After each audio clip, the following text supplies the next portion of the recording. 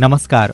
Radio बाल सिकाइ कार्यक्रम अन्तर्गतको शिक्षक तथा अभिभावकहरूको लागि तयार पारिएको कार्यक्रमको यो 9औं अङ्कमा यहाँहरूलाई स्वागत छ। यो कार्यक्रम देशभरका आधारभूत शिक्षकहरूको पेशागत विकास तथा अभिभावकहरूमा असल अभिभावकत्वबारे जानकारी दिन तयार पारिएको कार्यक्रम हो। यो कार्यक्रम रातबङ्गला फाउन्डेसन, रातबङ्गला स्कुलको साझेदारी कार्यक्रम आरबी पबको संयुक्त प्रयासमा सञ्चालन गरिएको हो।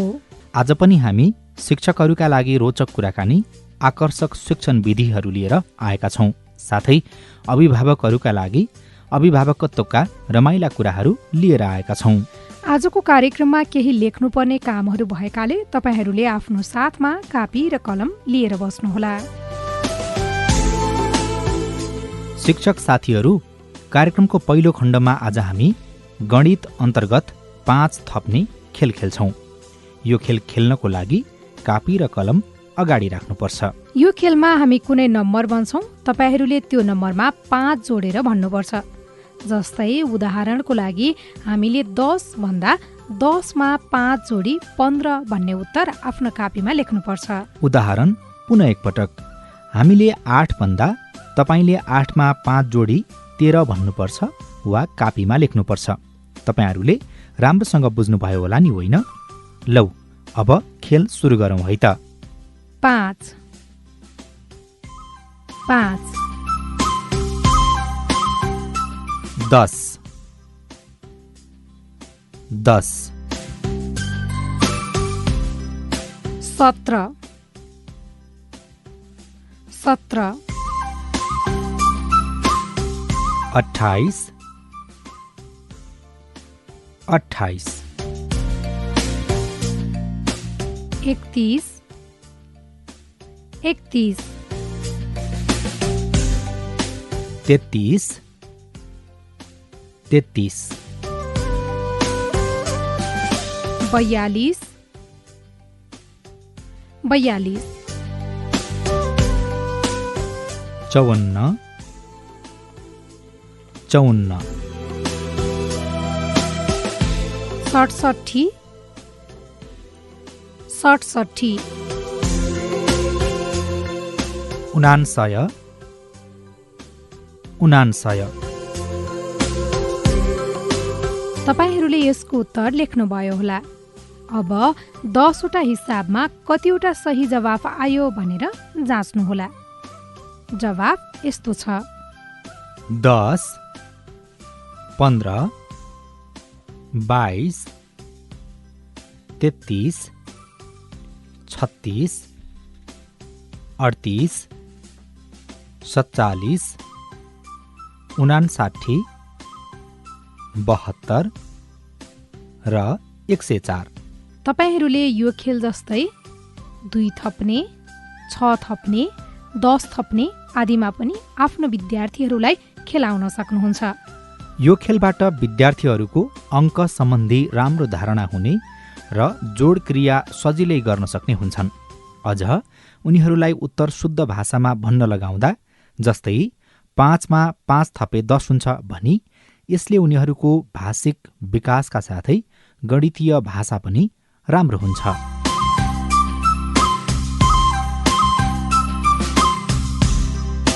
शिक्षक साथीहरू, अब गणितको अर्को खेल मेरो गल्ती पत्ता लगाऊ भन्ने खेल पनि हामी खेल्छौँ। यस खेलमा हामीले केही गणितीय समस्या र यसका समाधानहरू भन्दै जान्छौँ। हामीले सही समाधान भन्दा तपाईहरूले ठिक र गलत समाधान भन्दा बेठिक भनी भन्नुपर्छ। यसका लागि ध्यान दिएर सुन्नुपर्छ है। जस्तै उदाहरणका लागि 5 मा 5 जोड्दा 10 हुन्छ। यहाँ हाम्रो समाधान सही छ, तसर्थ तपाईहरूले ठिक भन्नुपर्छ। 10 मा 10 घटाउँदा 20 हुन्छ। यो उत्तर गलत भएकाले तपाईहरूले बेठिक भनी भन्नुपर्छ। बुझ्नुभयो होला। ल, अब खेल सुरु गरौँ। 19 मा 5 घटाउँदा 16 हुन्छ। 19 मा 5 घटाउँदा 16 हुन्छ। 24 मा 10 र 6 जोड्दा 40 हुन्छ। 24 मा 10 र 6 जोड्दा 40 हुन्छ। 7मा 7 जोडेर 7 घटाउँदा 7 नै बाँकी हुन्छ। 7मा 7 जोडेर 7 घटाउँदा 7 नै बाँकी हुन्छ। 5 पटक जोड्दा 55 हुन्छ। 5 पटक जोड्दा 55 हुन्छ। 24मा 20 जोडेर 24 नै घटाउँदा 20 हुन्छ। 24मा 20 जोडेर 24 नै घटाउँदा 20 हुन्छ। 1ले 1लाई 10 पटक गुणन गर्दा गुणनफल 10 हुन्छ। 1ले 1लाई 10 पटक गुणन गर्दा गुणनफल 10 हुन्छ। 100लाई 0ले गुणन गर्दा गुणनफल 100 हुन्छ। 100लाई 0ले गुणन गर्दा गुणनफल 100 हुन्छ। 100 को चौथाई 25 हो। 100 को चौथाई 25 हो। 1 को आधा आधा नै हो। 1 को आधा आधा नै हो। आधा को आधा चौथाई हो। आधा को आधा चौथाई हो। शिक्षक साथीहरू, तपाईहरूलाई यो खेल पक्कै पनि सजिलो र रमाइलो लाग्यो होला। यस्ता खेलहरू तपाईहरूले आफ्नो कक्षाका विद्यार्थीहरूलाई पनि खेलाउन सक्नुहुन्छ। मेरो गल्ती पत्ता लगाऊ खेल तपाईले गणितमा मात्रै नभई अन्य विषयमा पनि खेलाउन सक्नुहुन्छ। कुन विषयमा कसरी खेल्न सकिन्छ भन्ने कुरा पत्ता लगाई हामीलाई लेखेर पठाउनुहोला है। गणितका यस्ता खेलहरू तपाईहरूले पाठको सुरुमा, बिचतिर र अन्त्यतिर गर्दा पढाइमा रमाइलो वातावरण सृजना हुन्छ। यसले विद्यार्थीहरूमा बौद्धिक रूपमा गणितीय क्रिया गर्न सक्ने, गणितीय क्रियाहरू गर्न छिटो हुने हुन्छ।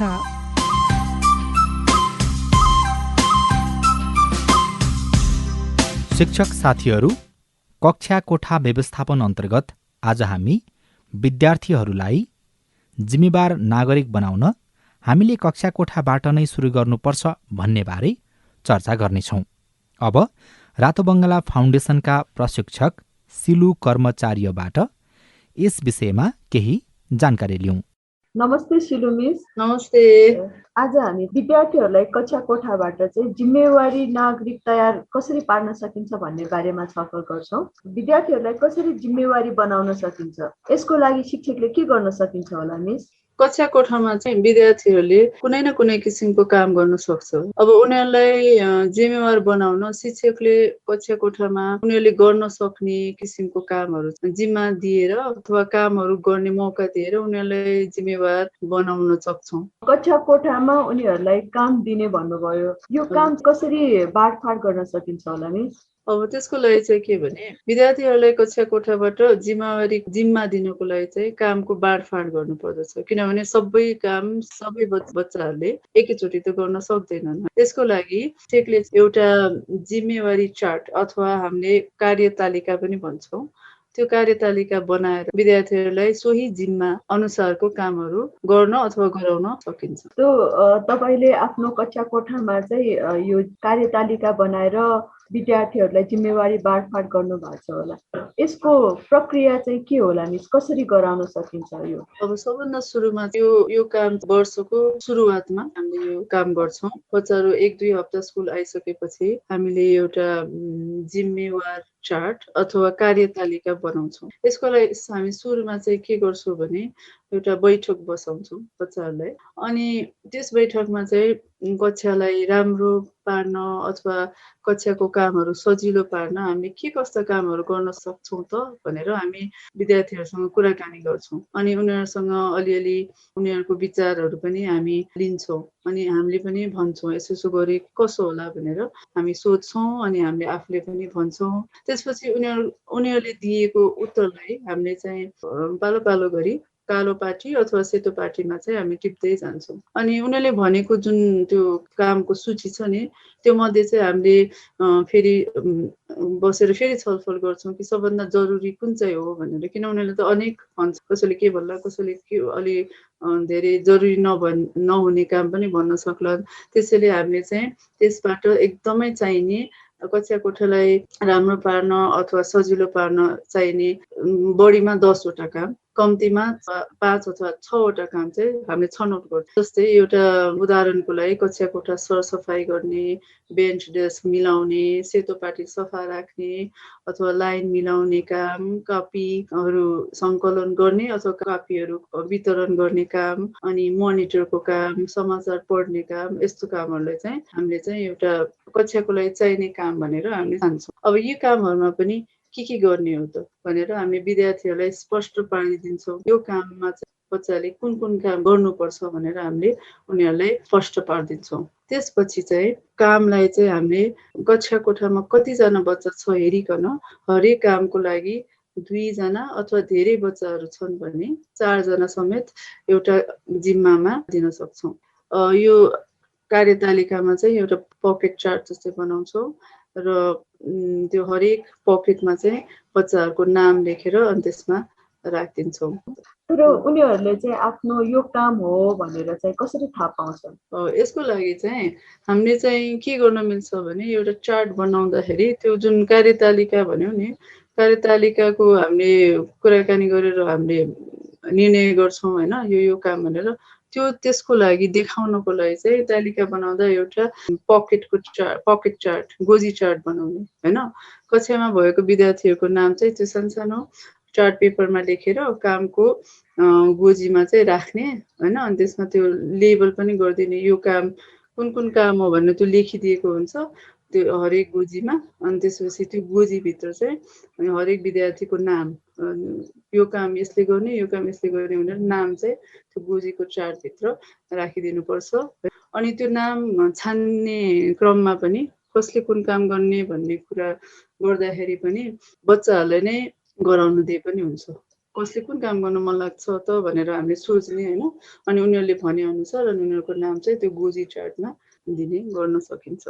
अब विद्यार्थीहरूले काम त पायो, तर के सबै विद्यार्थीहरूले काम गर्न मौका पाउँछन् त? यसको लागि के ध्यान दिनुपर्ने कुराहरू अथवा याद गर्नुपर्ने कुराहरू पनि हुन्छ होला? किनभने अब काम बाँडफाँड गरिदिन्छौँ, नाम लेखिदिन्छौँ, तर त्यही काम होइन हरेक दिन एकै विद्यार्थीले गर्दाखेरि पनि रमाइलो हुँदैन होइन। त्यसैले हामीले के याद गर्नुपर्छ भने हरेक बच्चाले चाहिँ कुनै पनि काम सबै गर्न पाउने मौका पाउनुपर्छ। सो के गर्ने भने हप्ताको एकचोटि चाहिँ सकेसम्म त्यो कामलाई चाहिँ हामीले परिवर्तन गरिदिनु पर्दछ। जस्तै अब 2 जना बच्चा ए र बच्चा 2ले कुनै काम यो हप्ता गरेको छ भने त्यो काम चाहिँ अनि अर्को काममा चाहिँ हामीले त्यसलाई क्लकवाइज रूपमा त्यसलाई परिवर्तन गर्दै जान सक्छौँ होइन। यसो गर्दाखेरि के हुन्छ भने सबैजना बच्चाहरूले चाहिँ सबै किसिमको काम चाहिँ गर्न पाउँछौँ। गोजी चार्ट त्यो चाहिँ फेरि देख्ने ठाउँमा पनि हुनुपर्दछ। तर यति हो भन्दैमा सबै काम फेरि विद्यार्थीलाई गर्न लगाएर शिक्षक चुप लाएर बस्नु चाहिँ होइन। शिक्षकले चाहिँ के गर्नुपर्दछ भने निरीक्षण चाहिँ गर्नुपर्दछ। कतिको काम कतिजनाले गरेको छ, काम राम्ररी गरेको छ कि छैन भनेर चाहिँ अब निर्देशन चाहिँ दिइराख्नुपर्छ टाइममा होइन। अब कुनै बेला बच्चाहरूले आफ्नो जिम्माको काम नगरेको पनि हुनसक्छ, त्यो पनि राम्रोसित उनीहरूलाई भनिदिनुपर्छ। कसैले राम्रो काम गरेको छैन भने किन गरेनौ त भनेर हामीले प्रश्न पनि सोध्नुपर्छ अथवा बैठक बसेर छलफल गर्नुपर्छ कि काम चाहिँ किन त आज काम गर्न बिर्स्यौ, उनीहरूलाई अब सम्झाउनु पनि पर्यो। सानो बच्चाहरू त सानो नै हुन्छ। यो उमेरको बच्चाहरू हाम्रो प्राथमिक तहको बच्चाहरू 5 देखि 11 वर्षको हुन्छ होइन।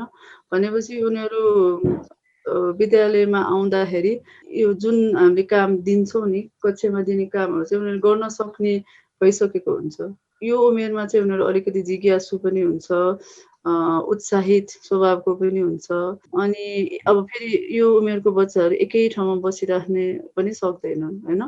त्यसैले अब उनीहरूलाई उनीहरूको त्यो जुन उत्साहित स्वभावलाई हामीले कायम राख्नको लागि चाहिँ उनीहरूले गर्न सक्ने कामलाई लिएर त्यो जिम्मा चार्ट गरेर उनीहरूलाई बाँडफाँड गर्दाखेरि चाहिँ धेरै फाइदा चाहिँ हुन्छ होइन। अनि हामीले अब मेरो आफू शिक्षक भएको नाताले मेरो आफ्नो अनुसार चाहिँ के छ भने काम गर्न सबैले गर्छन्, उनीहरूलाई गर्नलाई पनि उनीहरू रमाइलो मान्छन्, गर्छन् पनि। अनि अब यसबाट धेरै फाइदाहरू पनि हुन्छ।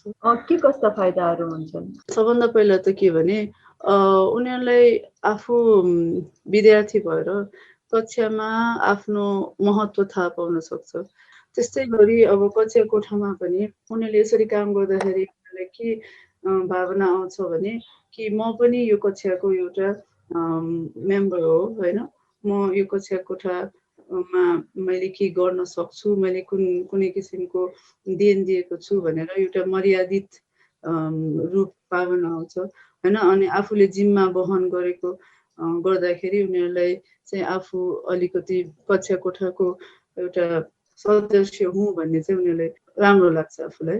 अर्को के भने उनीहरू विद्यालय नियमित रूपमा आउन थाल्दछन्, किनभने उनीहरूलाई थाहा हुन्छ मेरो आज यो जिम्मा गर्नु छ, त्यसैले म स्कुल जानै पर्छ भनेर। अनि उनीहरूलाई विद्यालयमा आइराख्ने त्यो इच्छा पनि बढ्छ होइन। अनि अब कसैको अब के त्यो दिनमा केही काम छ भने फेरि म गएन भने फेरि मेरो काम नहुन सक्ला भन्ने पिरले पनि आउँछ। र यो किसिमको जिम्मा सबैलाई लगाइदिँदाखेरि के हुन्छ भने जुन स्कुलमा कोही बच्चाहरू निरन्तर रूपमा स्कुल नआउन पनि हुन्छ नि होइन, स्कुल नआउने जुन प्रक्रिया हुन्छ त्यो चाहिँ रोक्न सकिन्छ। निरन्तर रूपमा बच्चाहरू दिनदिनै स्कुल आउने जुन प्रक्रिया छ त्यसलाई पनि यसले धेरै मद्दत गर्दछ। तपाईँले आफ्नो कक्षा शिक्षणमा यो कार्यतालिका बनाएर पढाउनु भएको छ अनि यसको फाइदाहरू बुझ्नु भएको छ। अब सोही अनुसार चाहिँ हाम्रो शिक्षकहरूलाई चाहिँ के भन्न चाहनुहुन्छ त? अब के भन्न चाहन्छु भने अब मैले पढाएको त अब धेरै वर्ष भइसक्यो होइन। अनि अब यो जुन कार्यतालिका पनि हामी हरेक वर्ष नै बनाउँछौँ। यसको सबभन्दा महत्त्वपूर्ण कुरा के हो भने सबै बच्चाले चाहिँ के महसुस गर्नु पर्दछ भने चाहिँ यो काम राम्रो यो काम नराम्रो भन्ने चाहिँ उनीहरूले मनमा त्यो राख्नु हुँदैन। अब जस्तै कक्षा कोठा सफा गर्ने एउटा काम हुनसक्छ, कक्षा अथवा मोनिटर गर्ने काम हुनसक्छ। तर यस्तो कस्तो हुन्छ भने बच्चाहरूले चाहिँ मोनिटर हुने लाइन मोनिटर हुने चाहिँ उनीहरूलाई ठुलो काम जस्तै लाग्न सक्छ। अनि सरसफाइ गर्ने अथवा सानोतिनो काम चाहिँ सानो काम भन्ठान्न सक्छन् होइन। हामीले चाहिँ के उनीहरूलाई महसुस गराउनुपर्छ भने सबै काम बराबरै हुन्छ, कुनै काम सानो अथवा ठुलो होइन भन्ने त्यो भावना चाहिँ उनीहरूमा जगाउनु पर्दछ। यसो गर्दाखेरि के हुन्छ भने बच्चाहरू ठुलो भएपछि पनि उनीहरूले कुनै पनि काम होइन हाम्रो समाजको कामहरूलाई चाहिँ उनीहरूले होइन बराबर रूपमा चाहिँ उनीहरूले बुझ्न सक्छन् कि सबै काम आफ्नो आफ्नो ठाउँमा चाहिँ महत्त्वपूर्ण हुन्छ भन्ने बुझ्छ। त्यही हो मेरो विचार। अनि अर्को एउटा के यसमा सबभन्दा ठुलो अर्को फाइदा के भने कक्षा कोठामा एउटा शिक्षकको धेरै नै काम हुन्छ होइन। पुरा दिनमा यताउता दौडिने काम हुन्छ, धेरै नै काम हुन्छ। तर यसरी हामीले जिम्माहरू बाँडफाँड गर्दाखेरि एक शिक्षकलाई पनि धेरै नै सजिलो हुन आउँछ होइन। किनभने अब कति कामहरू यो जुन यो हामीले भनेको कामहरू हुन्छ जस्तै कपी सङ्कलन गर्ने, मोनिटर भइदिने, लाइन मोनिटर हुने कामहरू, त्यो काम धेरै जसो शिक्षककै जिम्मा हो। तर यो कामलाई चाहिँ हामीले बच्चाहरूलाई नै दिँदाखेरि चाहिँ के हुन्छ भने शिक्षकको काम पनि हल्का नै हुन्छ। त्यो किसिमले एउटा शिक्षकले जुन बोझ पर्छ होइन कक्षा कोठामा पढाउने काम गर्ने सिलसिलामा त्यो जुन गाह्रो आइपर्छ त्यो चाहिँ कम हुन जान्छ। त्यसैले यो जिम्मेवारी चार्ट र कार्यतालिका बनाउँदा चाहिँ त्यो अर्को एउटा धेरै ठुलो फाइदा हुन्छ। शिक्षक साथीहरू, उहाँले भन्नुभए जस्तै हामीले कार्यतालिकाको माध्यमबाट विद्यार्थीहरूलाई जिम्मेवारी बोध गराई एक जिम्मेवार व्यक्ति बन्न प्रोत्साहन गरौँ।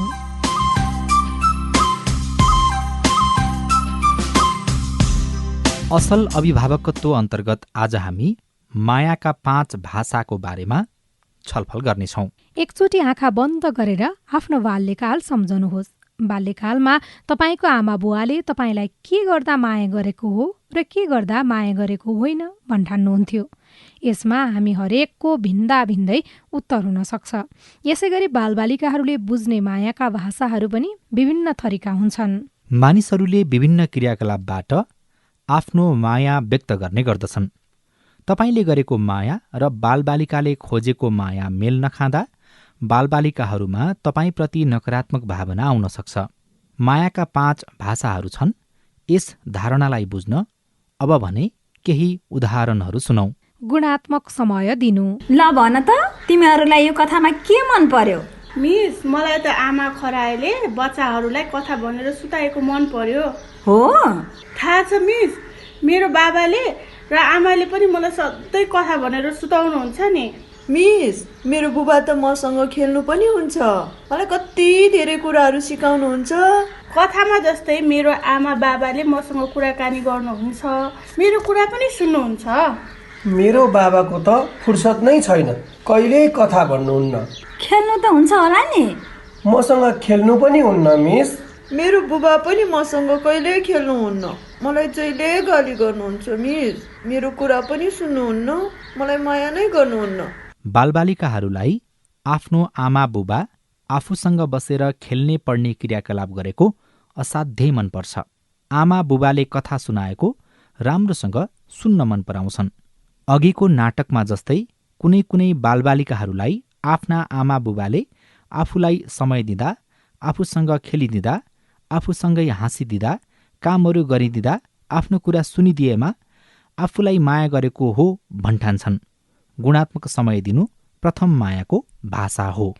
प्रशंसा, समर्थन र प्रोत्साहन। आमा, मैले हजुरको लागि बनाएको कार्ड कस्तो छ? ए, कस्तो राम्रो रहेछ। ऊ त्यहाँ राखिदेऊ, पछि हेर्छु। बुबा, हेर्नुहोस् न, आज मैले कक्षामा हाम्रो परिवारको चित्र बनाएको। मिसले कस्तो राम्रो छ भन्नुभएको छ। ए हो र? खै हेरौँ त। आहा, कस्तो राम्रो चित्र बनाएको रहेछ त। आमा, आज सीताले कलम ल्याउन बिर्सेकी रहेछ। मसँग 2टा कलम थियो, मैले एउटा कलम उसलाई लेख्न दिएँ। ए हो र? ठिक गर्यौ। सेयर गर्नु राम्रो कुरा हो नि, बाँडीचुँडी गर्नुपर्छ। हामीले बालबालिकाहरूको कामलाई महत्त्व दिनुपर्दछ। उनीहरूले गरेको कामलाई प्रशंसा गर्नु वा सकारात्मक तरिकाबाट कुराकानी गर्न जरुरी छ। केही बालबालिकाहरूको लागि प्रशंसा र सकारात्मक कुराकानी गर्नुलाई माया गरेको हो र यसैबाट उनीहरूले माया महसुस गर्दछन्। अभिभावकबाट प्रशंसा गर्दा उनीहरूमा आत्मविश्वास बढ्ने र आफ्नो काम राम्रोसँग गर्ने हुन्छन्। सम्झनुहोस्, मायाको दोस्रो भाषा प्रशंसा, समर्थन र प्रोत्साहन गर्नु हो। शारीरिक स्पर्श। आमाले त मलाई कति माया गर्नुहुन्छ। सधैँ मलाई स्कुल छाडेर जाँदा अँगालो हाल्नुहुन्छ।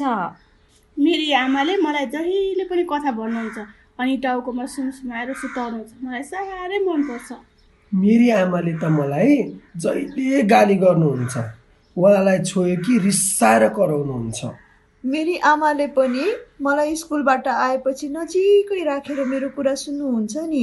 आमा बुबाले बालबालिकाहरूले गरेको राम्रो कामलाई कारणसहित प्रशंसा र प्रोत्साहन गर्नुपर्छ, जसको माध्यम मुस्कान, ढाप दिने, सकारात्मक शब्दहरू जस्तै स्याबास, आहा, राम्रो आदि प्रयोग गर्ने। कति बालबालिकाहरूलाई सकारात्मक शारीरिक स्पर्श, अँगालो हाल्ने, हात समाउने, काखमा राख्ने, बोक्ने वा आमा बुबाले सुमसुमाएको मनपर्ने हुन्छ। मायाको तेस्रो भाषा शारीरिक स्पर्श हो। उपहार दिनु। बाबु, तिमीले परीक्षामा धेरै मेहनत गरेको हुँदा आज हामी तिमीलाई मनपर्ने खाना पकाउँदैछौँ। मेरी छोरीले आजकल त नबनिकनै आफ्नो कोठा मिलाउन थालेकी छ। त्यसैले तिम्रो कोठालाई अझ राम्रो बनाउन मैले यो फोटो ल्याइदिएकी छु। आजकल त तिमी बोलाउँदै नबोलाइकन समयमै उठ्न थालेकी छौ। त्यसैले तिमीलाई यो घडी उपहार ल्याइदिएको छु। शिक्षक साथीहरू, कोही बालबालिकाहरूले उपहार पाएको नै माया पाएको हो भन्ठान्छन्। उनीहरूलाई मनपर्ने सामान र अन्य उपहार दिँदा आमा बुबाको माया महसुस गर्छन्। मायाको चौथो भाषा उपहार दिनु हो।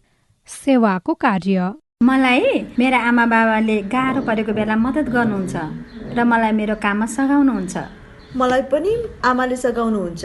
मलाई पनि मेरी आमाले जुत्ताको फिता बाँध्न सघाउनुहुन्छ नि। कति बालबालिकाले आफ्ना लागि आमा बुबाले आफ्नो काममा सहयोग गरेको नै माया गरेको भन्ठान्छन्। तपाईको संलग्नता, सहानुभूति र सहयोग नै उनीहरूका लागि माया हुन्छ। हामीले उनीहरूलाई आवश्यक परेको बेला सहयोग र मद्दत गर्नु नै मायाको 5औं भाषा हो। शिक्षक साथीहरू तथा अभिभावकहरू हामी हाम्रा बालबालिकालाई धेरै माया गर्छौं अनि आफ्नो माया उनीहरूलाई देखाउँछौं। तर के हाम्रा बालबालिकाले हामीले गरेको मायालाई मायाको रूपमा लिन्छन् त? हामीले आफ्नो बालबालिकालाई मायाको कुन भाषा महत्त्वपूर्ण छ भन्ने कुरा बुझ्नुपर्छ र यसै अनुसार हामीले मायाको भाषा प्रयोग गर्नुपर्छ, जसको फलस्वरूप हामीले दिने माया र बालबालिकाले लिएको मायामा मेल खान जान्छ।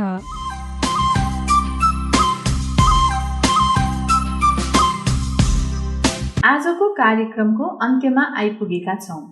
तपाईहरूले हाम्रो कार्यक्रम नियमित रूपमा सुन्नुहोस् र आफ्ना चिनेका शिक्षक तथा अभिभावकहरूलाई पनि सुन्न प्रोत्साहन गर्नुहोस्। शिक्षा सम्बन्धी रमाइला कुराहरूमा समावेश हुनका लागि हाम्रो पेजलाई लाइक तथा सब्स्क्राइब पनि गर्न नबिर्सिनुहोला।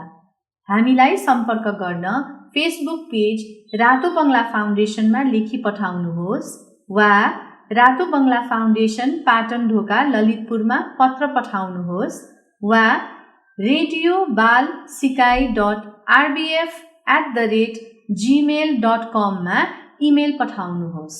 नमस्कार।